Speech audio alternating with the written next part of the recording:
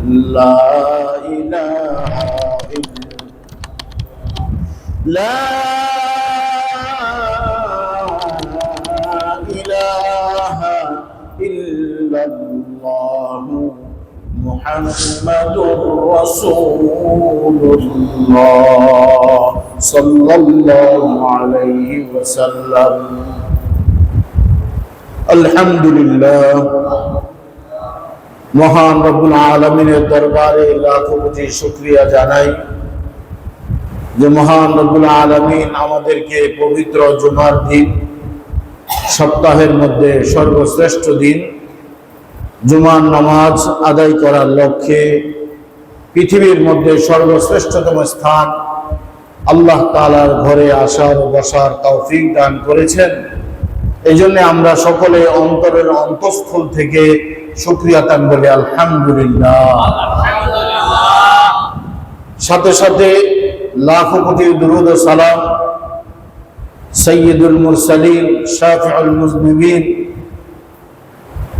আহমদ মুস্তাফা মুহাম্মদ মুস্তাফা সাল্লাল্লাহু আলাইহি ওয়াসাল্লামের প্রতি, যিনি কাল হাশরের ময়দানে তার গুনাহগার উম্মতদেরকে হাউজে কাউসারের পাশে দাঁড়িয়ে হাউজে কাউসারের পবিত্র পানি পান করাবেন। জোরে বলি সুবহানাল্লাহ।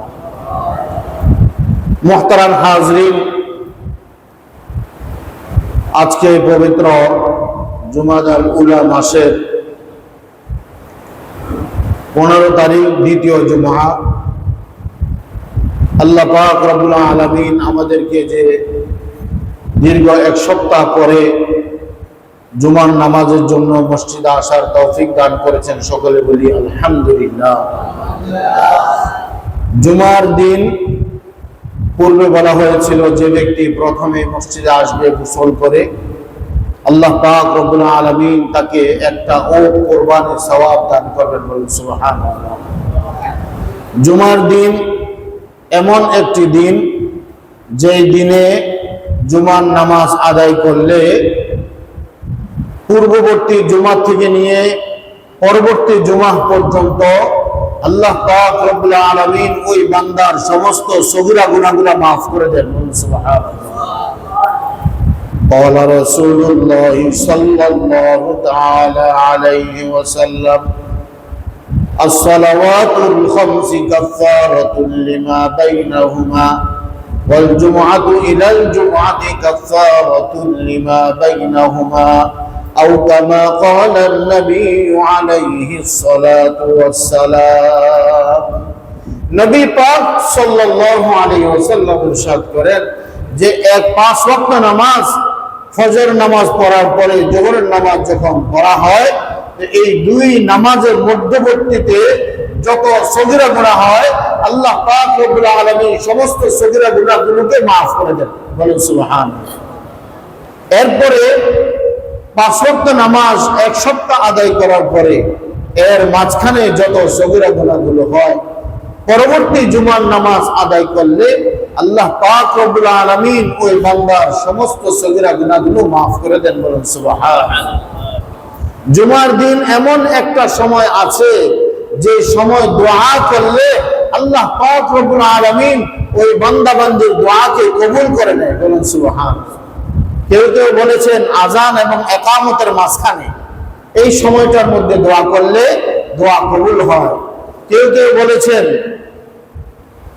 আসরের নামাজের পরে দোয়া করলে দোয়া কবুল হয়। কেউ কেউ বলেছেন মাগরিবের নামাজের পূর্ব মুহূর্তে জুমার দিন দোয়া করলে দোয়া কবুল হয়। কেউ কেউ বলেছেন দুই খুতবার মাঝখানে দোয়া করলে দোয়া কবুল হয়। আমরা তো আল্লাহ তাআলার কাছে অনেক দোয়া করি, সুস্থতা থাকার জন্য, মাল দৌলতের জন্য, সম্মানের জন্য, আরো বিভিন্ন ভাবে ব্যবসা বাণিজ্যের জন্য আল্লাহ তাআলার কাছে দোয়া করি। বিপদ আপদ বালা মুসিবত থেকে বাঁচার জন্য আল্লাহ তাআলার কাছে দোয়া করি। তো জুমার দিন এই সময়গুলোতে দোয়া করলে আল্লাহ পাক রব্বুল আলামিন ওই বান্দা বান্দির দোয়াকে কবুল আর মঞ্জুর করে নেন, জোরে বলেন সুবহানাল্লাহ। মুহতারাম হাজরিন, প্রিয় মুসলিয়ান ইকরাম, মহান রব্বুল আলামিন কুরআনুল কারীমের মাঝে 114টি সূরা নাজিল করেছেন। তার মধ্যে একটি সূরা হচ্ছে সূরাতুত তাহরীম। সূরাতুত তাহরীমের মধ্যে আল্লাহ জাল্লা জালালুহু ওয়া আম্মানুহু একটি আয়াত নাজিল করেছেন, যা আমি আপনাদের সামনে কিছুক্ষণ পূর্বে তেলাওয়াত করেছি। আল্লাহ পাক রব্বুল আলামিন নবী পাক সাল্লাল্লাহু আলাইহি ওয়াসাল্লামের উপরে দীর্ঘ 23 বছর নবুয়তের জিন্দেগীর মধ্যে এই কোরআনুল হাকিম নাজিল করেছেন। তার মধ্যে একটি সূরা হচ্ছে সূরাতুত তাহরীম। বলেন সূরাটার নাম কি? সূরাতুত তাহরীম। সূরা তাহরীমের মধ্যে আল্লাহ পাক রব্বুল আলামিন একটি আয়াত নাজিল করেছেন। সে আয়াতের মধ্যে আল্লাহ পাক রব্বুল আলামিন সমস্ত ঈমানদারদেরকে সম্বোধন করে বলছেন, সমস্ত ঈমানদার মুত্তাকি যারা, তাদেরকে সম্বোধন করে বলছেন, ইয়া আইয়ুহাল্লাযীনা আমানু কু আনফুসাকুম ওয়া আহলিকুম নারা। হে আমার বান্দারা, হে আমার ঈমানদার বান্দারা, হে আমার ঈমানদার প্রিয় বান্দারা, কু আনফুসাকুম, তোমরা নিজেদেরকে বাঁচাও, ওয়া আহলিকুম নারা, তোমাদের পরিবার পরিজনকে জাহান্নামের আগুন থেকে বাঁচাও। ইয়া আইয়ুহাল্লাযীনা আমানু, হে ঈমানদারগণ, আই আল্লাযীনা সাদ্দাকুল্লাহ ওয়া রাসূলা, হে ঈমানদাররা যারা বিশ্বাস করেছো, আমানতু বিল্লাহি ওয়া মালাইকাতিহি ওয়া কুতুবিহি ওয়া রুসুলিহি ওয়াল ইয়াউমিল আখিরি ওয়াল কদরি খায়রিহি ওয়া শাররিহি মিনাল্লাহি তাআলা ওয়াল বা'সি বা'দাল মাউত। আমি ঈমান এনেছি কার উপরে? বলে আল্লাহর উপরে। ঈমান এনেছি ফেরেশতাদের উপরে, ঈমান এনেছি নবী রাসূলদের উপরে, ঈমান এনেছি সমস্ত নবী রাসূলদের প্রতি নাজিলকৃত কিতাব সমূহের উপরে, ঈমান এনেছি ভালো মন্দ একমাত্র আল্লাহর পক্ষ থেকে ফয়সালা এর উপরে, ঈমান এনেছি পুনরুত্থানের উপরে। ঠিক না বেঠিক? আমি এগুলো দেখি না, কিন্তু আমি এগুলোকে না দেখে সত্যায়ন করেছি। আল্লাযীনা সাদ্দাকুল্লাহ ওয়া রাসূলা, যারা এগুলো না দেখে আল্লাহকে স্বীকৃতি দিয়েছে, আল্লাহকে মেনে নিয়েছে, বিশ্বাস করেছে এবং রাসূলকে বিশ্বাস করেছে, জান্নাতকে বিশ্বাস করেছে, জাহান্নামকে বিশ্বাস করেছে, কবরের আযাবকে বিশ্বাস করেছে, ফেরেশতাদেরকে বিশ্বাস করেছে, এভাবে পরকালের যে পুনরুত্থান সেটাকে বিশ্বাস করেছে।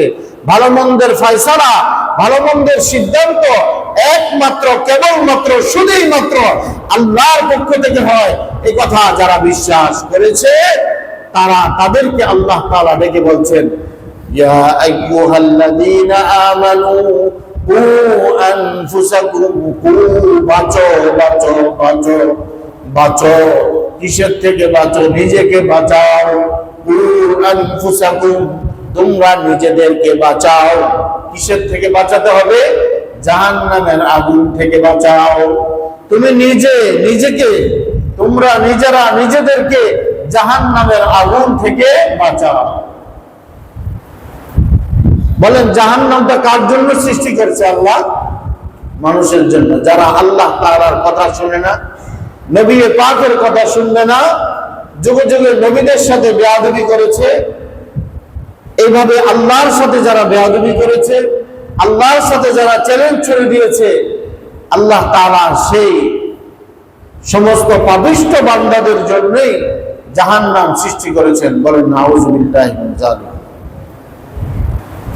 ইয়া আইয়ুহাল্লাযীনা আমানু কু আনফুসাকুম ওয়া আহলিকুম নারা, হে ঈমানদাররা তোমরা নিজেদেরকে জাহান্নামের আগুন থেকে বাঁচাও। ওয়া আহলিকুম নার, তোমাদের পরিবার পরিজন যারা ঈমান এনেছে তাদেরকেও জাহান্নামের আগুন থেকে বাঁচাও। তাহলে এতে বোঝা গেল ঈমান আনার পরে এমন কিছু কাজ আমরা করে থাকি যে কাজগুলো করার কারণে আমার আপনার নামটা জাহান্নামীদের খাতায় লেখা হয়ে যায়। সে কাজগুলো কি? সে কাজগুলো হচ্ছে গুনাহের কাজ। রাসূলুল্লাহ সাল্লাল্লাহু আলাইহি ওয়াসাল্লাম ইরশাদ করেছেন, আলা ইন্না ফিল জাসাদি মুযগাহ, আলা ইন্না ফিল জাসাদি মুযগাহ ইযা সালুহা সালুহাল জাসাদু কুল্লুহু ওয়া ইযা ফাসাদাত ফাসাদাল জাসাদু কুল্লুহু আলা ওয়া হিয়াল কলব আও কামা ক্বালান নবিয়্যু আলাইহিস সালাতু ওয়াস সালাম। আল্লাহ রাসূল সাল্লাল্লাহু আলাইহি ওয়াসাল্লাম বলেন, হে আমার উম্মতেরা, খুব ভালো করে শোনো, মনোযোগ সহকারে শোনো। আলা আরবি ভাষায় 4টা শব্দ আছে, 4টা হরফ আছে। এই 4টা হরফ দিয়ে সতর্ক বার্তা দেওয়া হয়।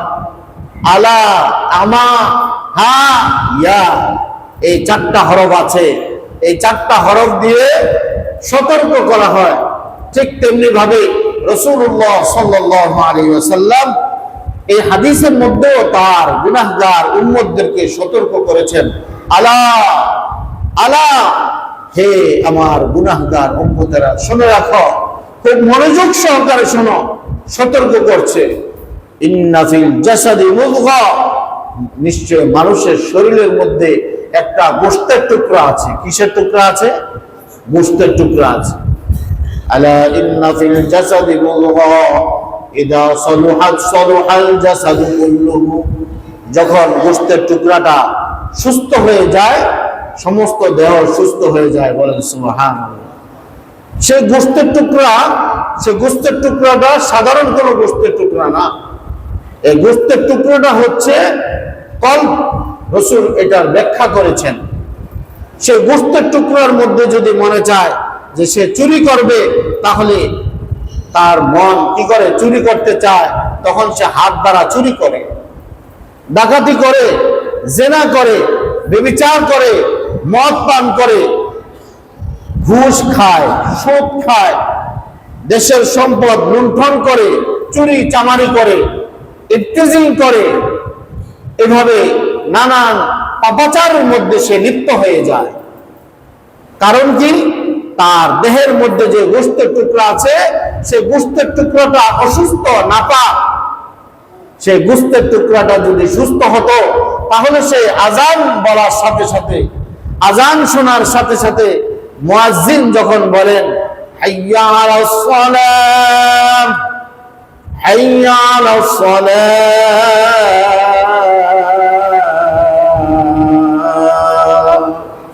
হাইয়া মানে আসো, নামাজের দিকে আসো, হাইয়া মানে আসো, কল্যাণের দিকে আসো, ফালাহ অর্থ কল্যাণ, আসো কল্যাণের দিকে, তখন সে তার গোশতের টুকরা অসুস্থ হওয়ার কারণে সে আর মসজিদে আসে না, নামাজ পড়তে আসে না।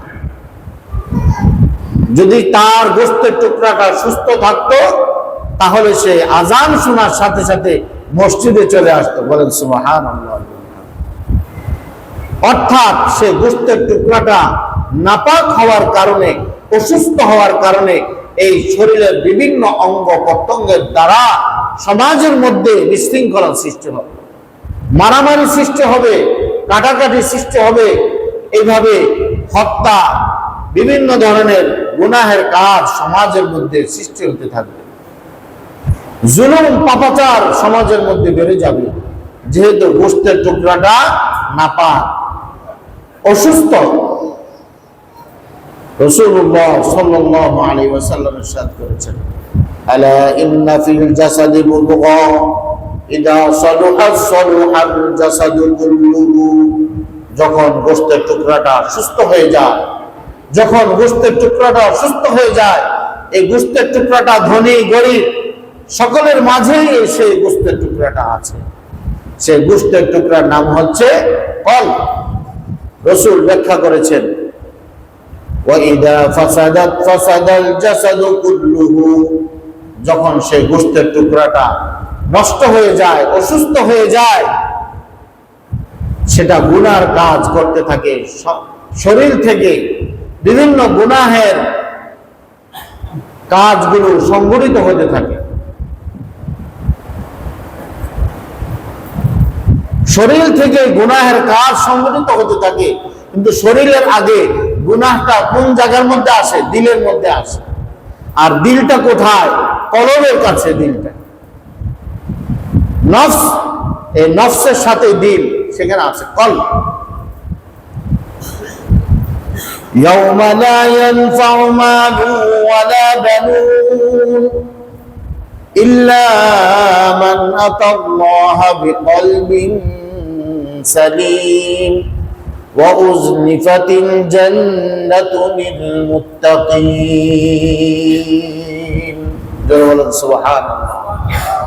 ওই দিনের কথা আপনি স্মরণ করুন, যেদিন লা ইয়ানফাউ মালুন ওয়ালা বানুন, মানুষের কোনো মাল, দৌলত, টাকা পয়সা, অর্থ করি, ব্যাংক ব্যালেন্স, মেল, ফ্যাক্টরি কোনো কাজে আসবে না, সন্তান সন্ততি কোনো কাজে আসবে না, ইল্লা মান আতাল্লাহা বিকলবিন সালিম, তবে আল্লাহর কাছে পৌঁছতে হলে কলবে সালিম তথা সুস্থ কলব নিয়ে পৌঁছতে হবে। যে ব্যক্তি আল্লাহ তাআলার কাছে কাল কিয়ামতের ময়দানে সুস্থ কলব নিয়ে উঠবে, আল্লাহ পাক রব্বুল আলামিন তাকে জান্নাত দান করবেন। বলেন সুবহানাল্লাহ।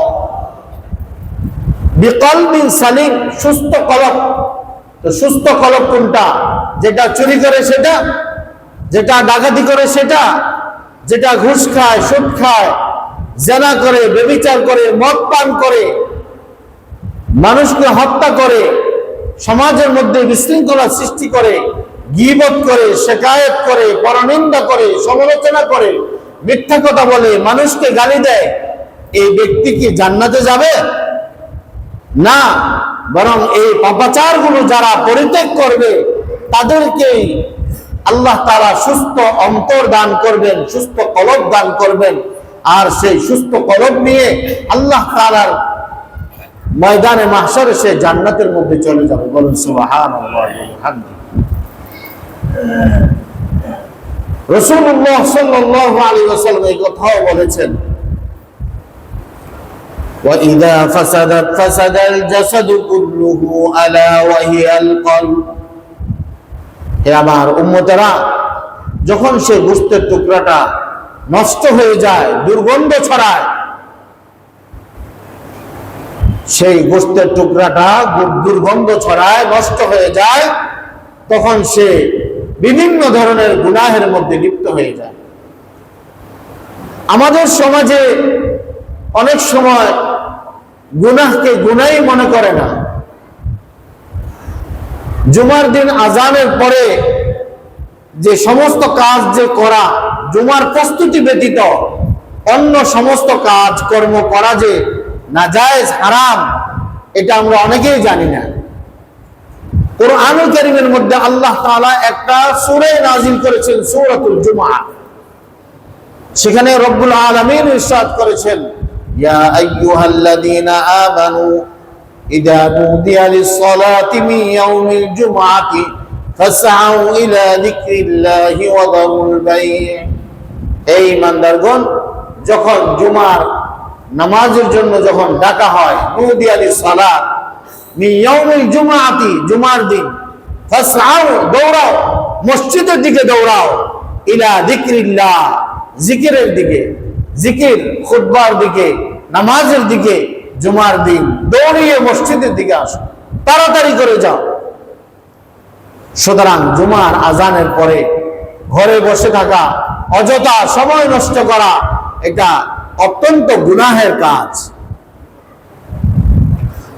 এই কথাই বলেছেন রাসূল সাল্লাল্লাহু আলাইহি ওয়াসাল্লাম, যে আমার দিল যে কখন নষ্ট হয়ে যায়, কিয়ামতের আগে রাসূলুল্লাহ সাল্লাল্লাহু আলাইহি ওয়াসাল্লাম ভবিষ্যৎবাণী করেছেন, বাদিরু বিল আমালিস সালিহা, তোমরা নেক কাজে প্রতিযোগিতা করো, প্রতিযোগিতা করো।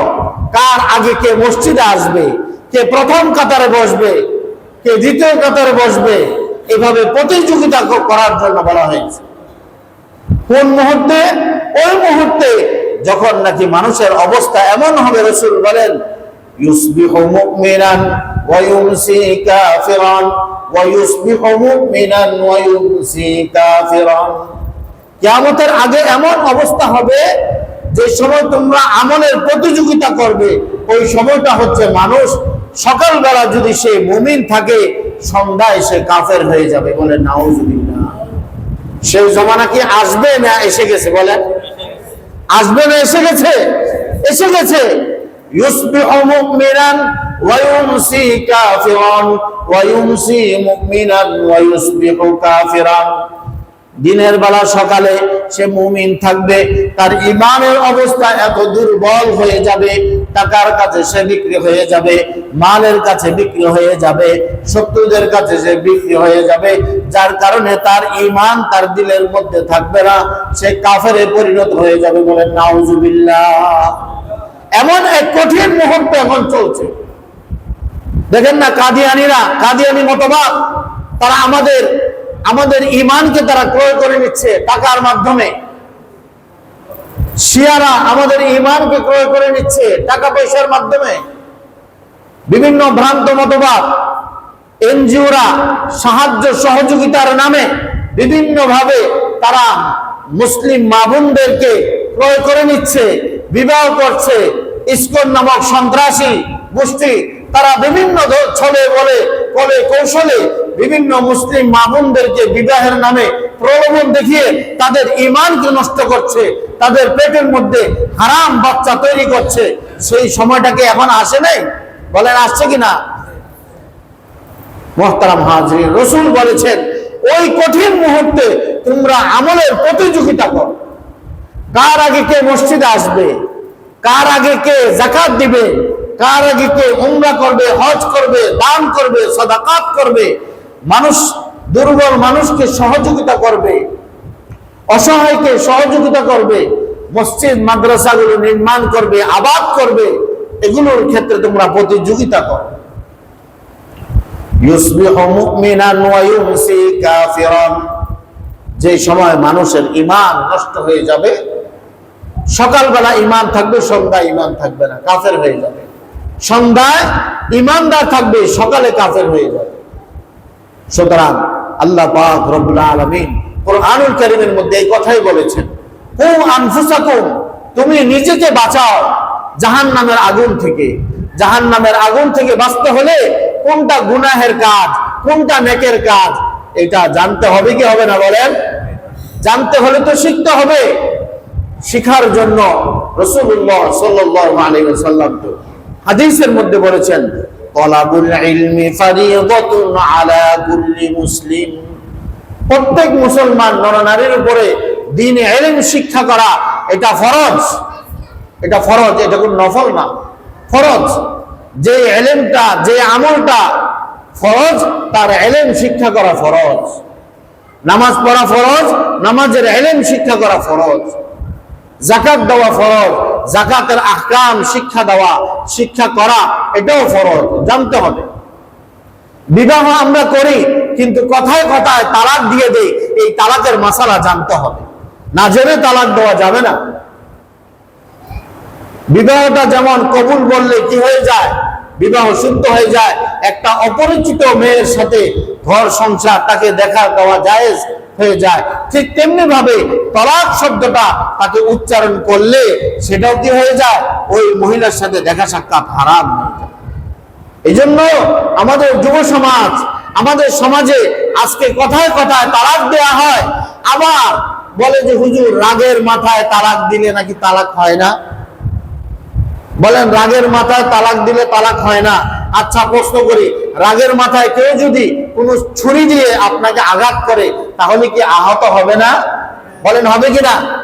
ঠিক তেমনি ভাবে ফুকাহে কেরাম বলেছেন, ওলামায়ে কেরাম বলেছেন, ইসলামী স্কলাররা এবং চিন্তাবিদরা বলেছেন যে কেউ যদি রাগের মাথায় তালাক দেয় তাহলে তার তালাক হয়ে যাবে। 3 তালাক দেয়, 3 তালাক হয়ে যাবে। এই জন্য বিবাহিত যারা মাথা গরম করলে চলবে না, বরং তালাকের মাসালাও ওলামায়ে কেরামদের কাছে শিখতে হবে। তালাকে আহসান, তালাকে হাসান, তালাকে বিদআ, তালাকে রিজঈ, তালাকে বাইন, তালাকে মুগাল্লাযা, এগুলো সম্পর্কে ইলম জানতে হবে। শুধু এইভাবে শুধু সময় নষ্ট করলে চলবে না। আনফুসাকুম ওয়া আহলিকুম নারা, তুমি নিজে বাঁচো, তোমার পরিবার পরিজনকে জাহান্নামের আগুন থেকে বাঁচাও। ওয়াকুদুহান নাসু ওয়াল হিজারা, কেন জাহান্নামের আগুন থেকে বাঁচতে বলেছেন? জাহান্নামের জ্বালানি হবে নাসু ওয়াল হিজারা, মানুষ এবং পাথর। আলাইহা, সেই জাহান্নামের মধ্যে নিযুক্ত আছে এমন কঠোর স্বভাবের ফেরেশতারা, মালাইকাতুন গিলাযুন শিদাদুন লা ইয়াসুনাল্লাহ, এমন কঠোর স্বভাবের ফেরেশতারা যারা কোনোদিন আল্লাহ তাআলার নাফরমানি করে না। লা ইয়াসুনাল্লাহ মা আমারাহুম, আল্লাহ পাক রব্বুল আলামিন তাদেরকে যে নির্দেশ দেন সে নির্দেশের বাইরে তারা কোনো নাফরমানি করে না। ওয়া ইয়াফআলুনা মা ইউমারুন, তারা ওই কাজগুলো করে যে কাজের আদেশ আল্লাহ তাআলা তাদেরকে দিয়েছেন। এরপরে আল্লাহ পাক রব্বুল আলামিন বলেন, হে কাফের সম্প্রদায়, কিয়ামতের দিন বলবে, আমি বলেছিলাম তোমাদেরকে জাহান্নামের আগুন থেকে নিজে বাঁচার জন্য, তোমাদের পরিবার পরিজনদেরকে বাঁচার জন্য। তোমরা নিজেরাও জাহান্নামের আগুন থেকে বাঁচো নাই, তোমাদের পরিবার পরিজনকে জাহান্নামের আগুন থেকে বাঁচাও নাই। আজকে তোমাদের কোনো ওজর আপত্তি চলবে না, কোনো ওজর তোমাদের কোনো ওজর আপত্তি শোনা হবে না।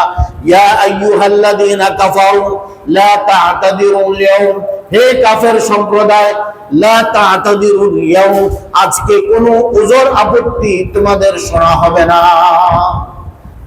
লা তা'তাদিরুল ইয়াউম ইন্নামা তুজজাউনা মা কুনতুম তা'মালুন, নিশ্চয় আজকে তোমরা যে কাজগুলো করতে, যে অপরাধগুলো করতে, তার প্রতিদান আজকে দেওয়া হবে। বলেন নাউজুবিল্লাহ। বলেন আমরা গুনাহের কাজ করি কি করি না? গুনাহের মধ্যে সবচেয়ে কঠিন যে গুনাহগুলো রাসূলুল্লাহ সাল্লাল্লাহু আলাইহি ওয়াসাল্লাম সেদিকে আমাদেরকে ইঙ্গিত করেছেন যে গুনাহ করলে কি হয়? গুনাহ করলে অন্তরের মধ্যে দাগ পড়তে থাকে। তার মধ্যে 7টা কবিরা গুনাহ, যে হাদিস আমি আপনাদের সামনে পাঠ করেছি, এই বলে আমি আমার বক্তব্য শেষ করব ইনশাআল্লাহ। রাসূলুল্লাহ সাল্লাল্লাহু আলাইহি ওয়াসাল্লাম বলেন, ইয়া ইজতানিবু সাবআল মুবিকাত, হে আমার উম্মতেরা, তোমরা 7টা ধ্বংসশীল কবিরা গুনাহ থেকে তোমরা বেঁচে থাকো। কয়টা গুনাহ? বলেন কয়টা গুনাহ? হাত দেখান কয়টা, সবাই হাত উঠান কয়টা? 7টা কবিরা গুনাহ। এই 7টা কবিরা গুনাহ থেকে তোমরা নিজেদেরকে বাঁচাও, যেগুলো ধ্বংসকারী, জীবনকে ধ্বংস করে দেয়, এমন 7টা কবিরা গুনাহ থেকে তোমরা বেঁচে থাকো।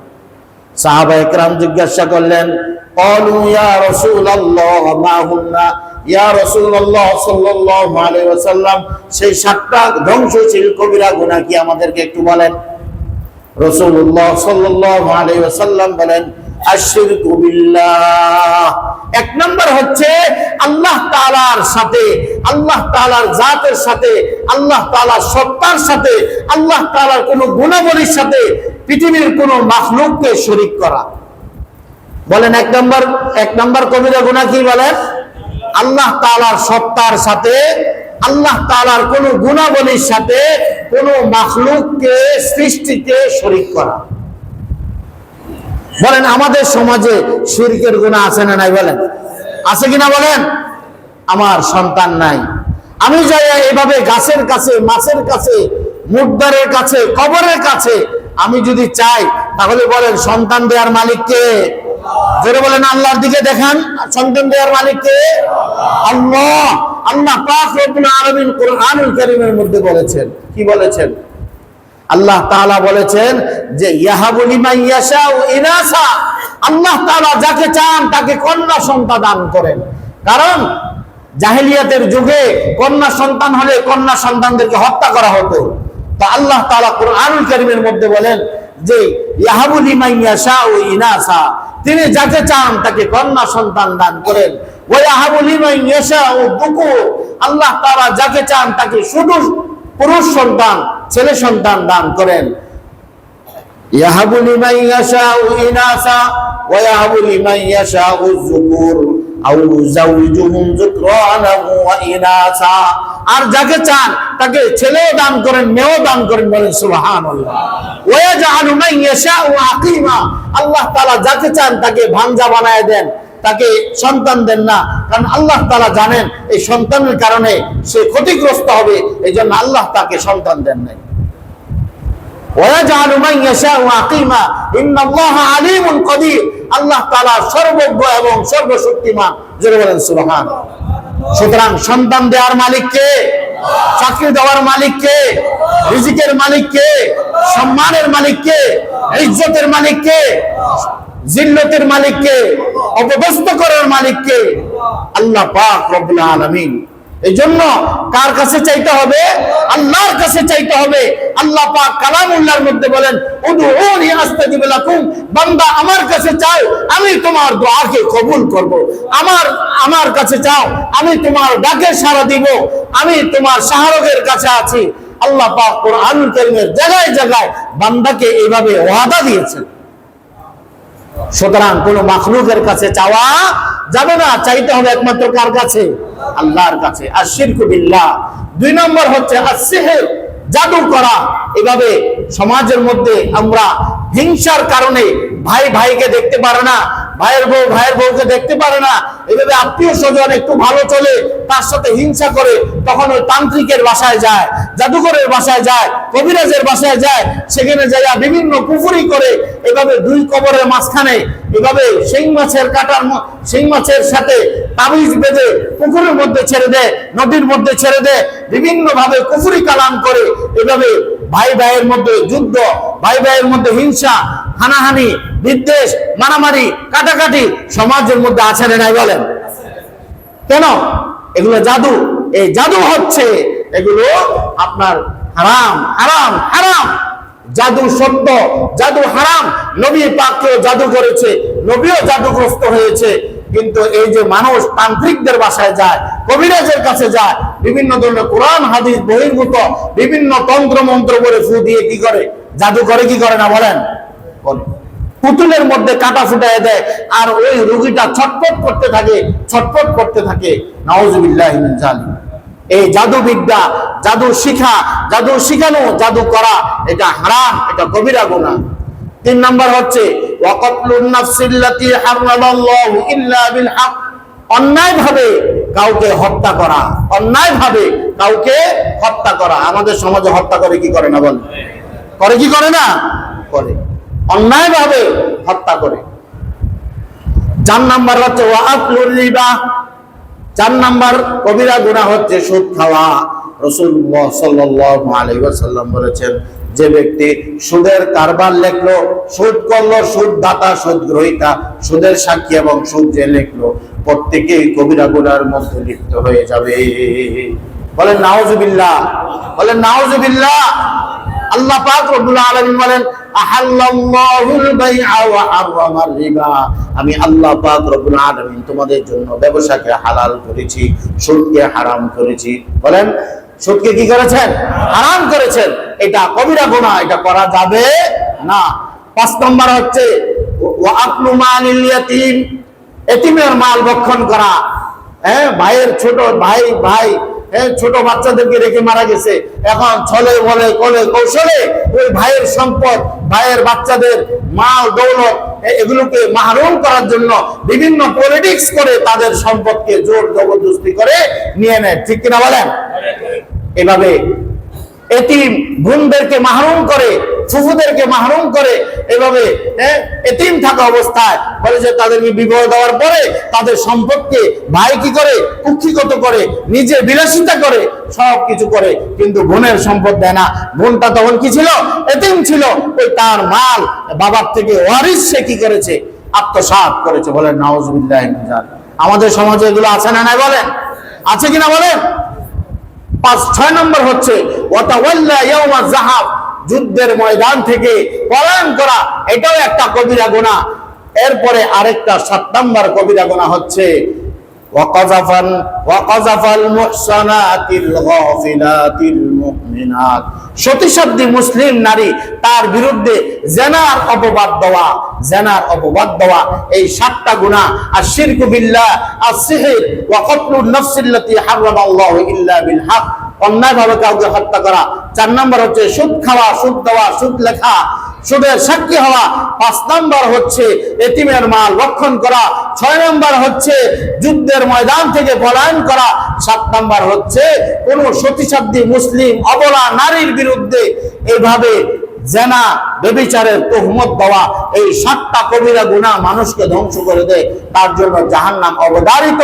এই 7টা গুনাহ থেকে তওবা করতে হবে যদি জান্নাত পেতে চাই। আল্লাহ পাক রব্বুল আলামিন আমাদের সকলকে জাহান্নামের আগুন থেকে বাঁচার তৌফিক দান করে, সকলে বলি আমিন। এই মারাত্মক ধ্বংসশীল 7টা কবিরা গুনাহ থেকে আমাদের সকলকে বাঁচার তৌফিক দান করে, সকলে বলি আমিন। ওয়া আখিরু দাওয়ানা আলহামদুলিল্লাহি রাব্বিল আলামিন। যারা 4 রাকাত ক্বাবলাল জুমা পড়েনি, ক্বাবলাল জুমা 4 রাকাত নামাজ পড়েনি।